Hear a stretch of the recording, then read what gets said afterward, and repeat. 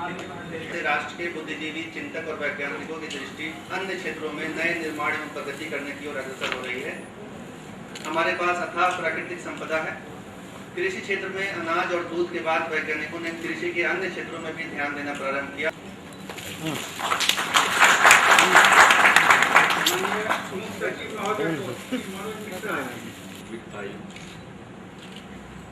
और पशुपालन एवं मत्स्य पालन विभाग के सचिव श्री अनिल सुमानी जी और यहाँ उपस्थित अन्य अधिकारीगण, प्रिंट और इलेक्ट्रॉनिक मीडिया के प्रतिनिधिगण और मछली पालन में दिलचस्पी रखने वाले कृषक जो आज प्रशिक्षण हेतु आंध्र प्रदेश जा रहे हैं। माननीय उप मुख्यमंत्री जी ने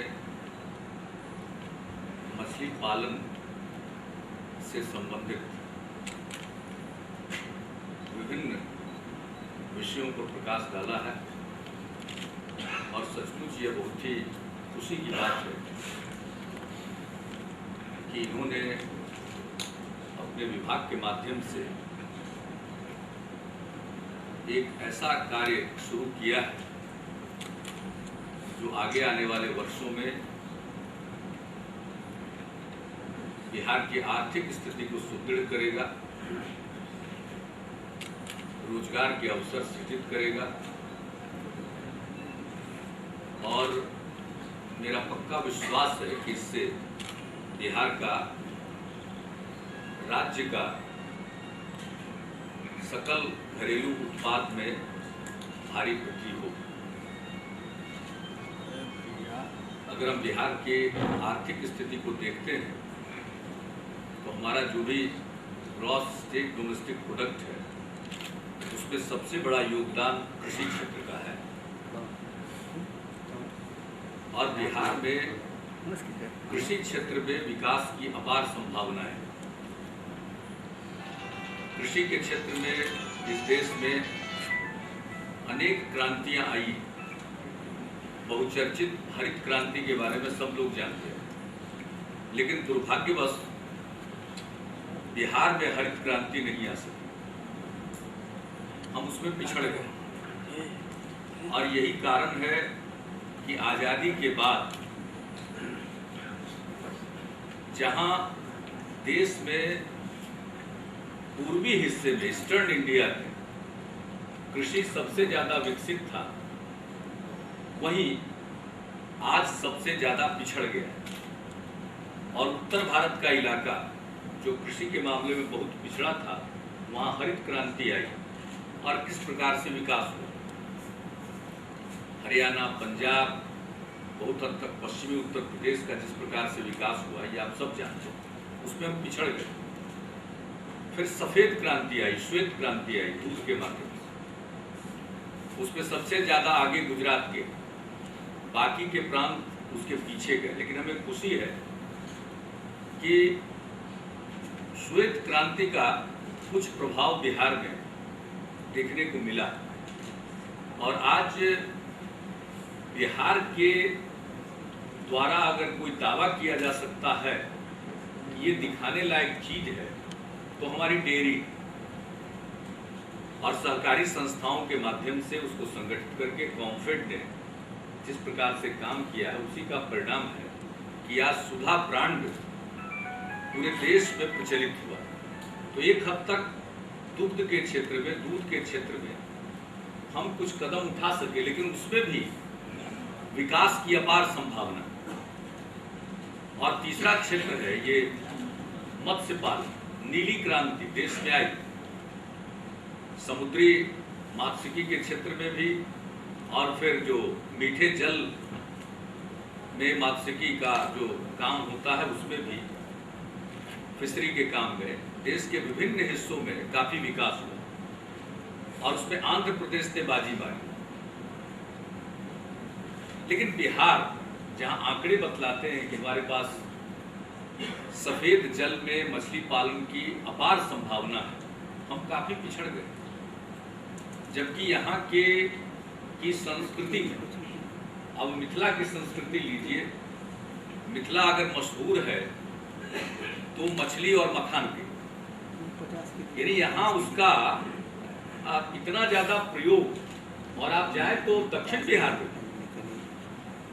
वहां भी लोग तालाबों में मछली का उत्पादन करते रहे हैं, लेकिन वैज्ञानिक तरीके को नहीं अपनाए जाने के कारण हम मछली के क्षेत्र में आत्मनिर्भर भी नहीं हो सके। और आंकड़े बतलाते हैं कि जितना मछली की आवश्यकता है बिहार में, उसका आधा भी उत्पादन हम नहीं कर पाए, जबकि गुंजाइश बहुत ज्यादा है।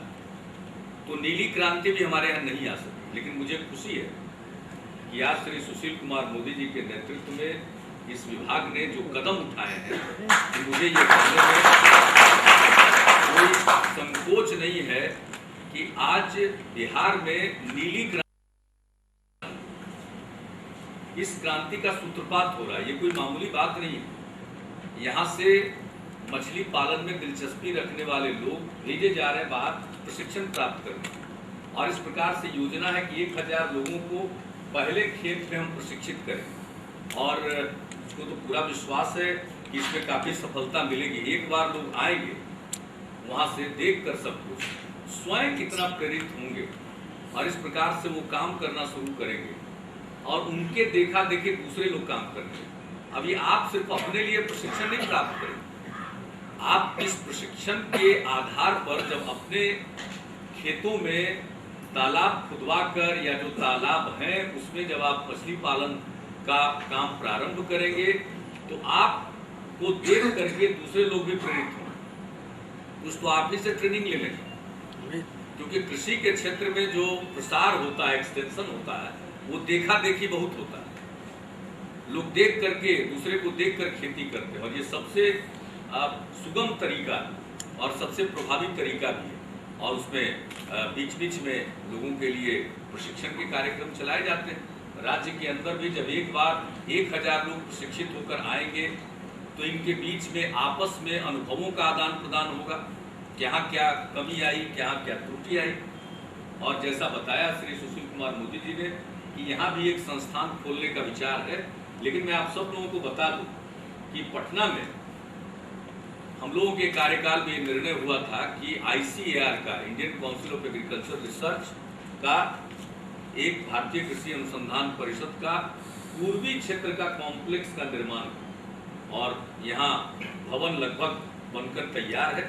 और उसमें यहाँ के कॉम्प्लेक्स से जो मुख्य कार्य होंगे, उसमें से एक प्रमुख काम है मत्स्य पालन।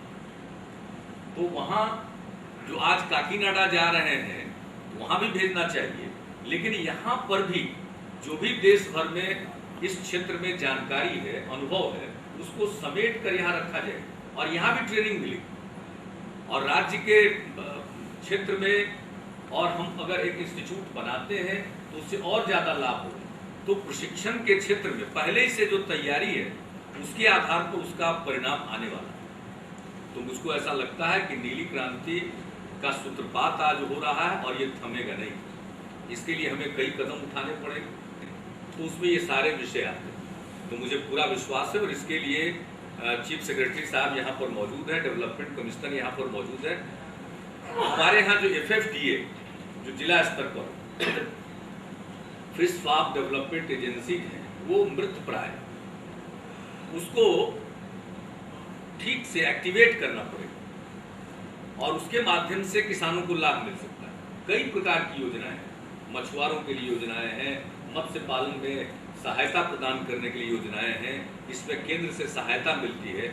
जहां हम उनका लाभ उठाएं, वहीं नीली क्रांति को तेज करने के लिए जो भी आवश्यकता है, राज्य सरकार अपने योजना के जरिए भी उसको सप्लीमेंट करेगी, उसको और मजबूत बनाएगी। तो ये सब मिलकर के बिहार में मछली का उत्पादन बढ़ेगा, और इतना बढ़ेगा कि न सिर्फ हम आत्मनिर्भर होंगे, बल्कि यहाँ की मछली बिहार के बाहर जाएगी। कई अन्य जगहों पर भी मछली की मांग है, और अगर यहाँ की मछली जाएगी, ये मीठे जल की मछली होगी, तो इसकी अपनी खासियत होगी। तो लोग मुझको ऐसा लगता है कि लोगों के बीच में लोकप्रिय होगा। तो आज जिस चीज की शुरुआत हो रही है वो एक तरह से, मैं बराबर कहता हूं कि कृषि के क्षेत्र में अलग अलग क्रांतियों पर बहुत बात हो गई। हरित क्रांति, श्वेत क्रांति, नीली क्रांति, इन सब चीज़ों पर कई बात हो गई। फिर तिलहन के क्षेत्र में लोग पीली क्रांति की बात करते हैं। मैंने अनेक रंगों की क्रांतियाँ कृषि के क्षेत्र में आई है। मेरी समझ से सबको समेकित करके अब जरूरत इस बात की है कि हम इंद्रधनुषी क्रांति के बारे में सोचें, रेनबो रिवोल्यूशन, कि हर प्रकार से। और आवश्यकता इस बात की है कि खेती लाभ का व्यवसाय बन सके। खेती लाभ का व्यवसाय कैसे बनेगा? जब हम हर प्रकार का काम उसमें समेटेंगे, उसी में हम कुछ फसल भी लगाएंगे, उसी में हम बागवानी कर लें, उसी में जा रहे हैं। और प्रति परिवार जो लैंड होल्डिंग है वो घटता जा रहा है, परिवार बढ़ता जा रहा है, आबादी बढ़ती जा रही है, जमीन का बंटवारा होता जा रहा है, तो उसमें उसका रकबा घटता जा रहा है। तो 1 एकड़ में कैसे एक परिवार का ठीक ढंग से भरण पोषण हो सके, इस प्रकार की व्यवस्था आप बनाएं, उस पर काम करें। और मुझे खुशी है कि आईसीआर ने ये काम किया। और अभी आईसीआर के डीजी डॉक्टर मंगला राय आए थे, तो उन्होंने मुझसे मुलाकात के दौरान कहा कि अब हम उसको प्राप्त कर चुके हैं और बिहार के कई गांवों में वो डिमोन्स्ट्रेट करना चाहते हैं कि 1 एकड़ में एक परिवार ठीक ढंग से अपनी जीविका चला सकता है और ठीक ढंग से अपना गुजारा कर सकता है। तो ये मामूली बात नहीं, इसलिए हमने इस संदर्भ में इंद्रधनुषी क्रांति की बात की। सबको समेकित करना होगा और आप सब लोग जाइए, अनुभव प्राप्त कीजिए, प्रशिक्षण प्राप्त कीजिए और आ करके आप अपनी आमदनी बढ़ाएंगे। और जब आपकी आमदनी बढ़ाएंगे, आपकी आमदनी बढ़ेगी तो हमारे लिए राज्य की आमदनी बढ़ेगी। और जब राज्य की आमदनी बढ़ेगी तो उससे बहुत कुछ निर्भर है, उसी के साथ जुड़ा हुआ। और अगर हम विकास के पायदान पर 2 सीढ़ी 3 सीढ़ी हम और ऊंचाइयों को प्राप्त करेंगे तो आप इसका अर्थ समझ रहे हैं, लोगों के मन में इतना आत्मविश्वास आएगा और इतना आत्मविश्वास आएगा कि जो हमारा सपना है कि 2015 तक बिहार को विकसित प्रदेश बनाना है, उसके पहले ऐसा करने में हम लोग कामयाबी है। इसका दायरा बहुत विस्तीर्ण है और मुझे बहुत प्रसन्नता है। और मैं पूरे पशुपालन और मत्स्य पालन विभाग को, श्री सुशील कुमार मोदी जी को और इनके काबिल सचिव अमीर सुभानी को मैं बधाई देता हूं कि उन्होंने ये कार्यक्रम आयोजित किया और मुझको भी वो सब करने का अवसर प्रदान किया।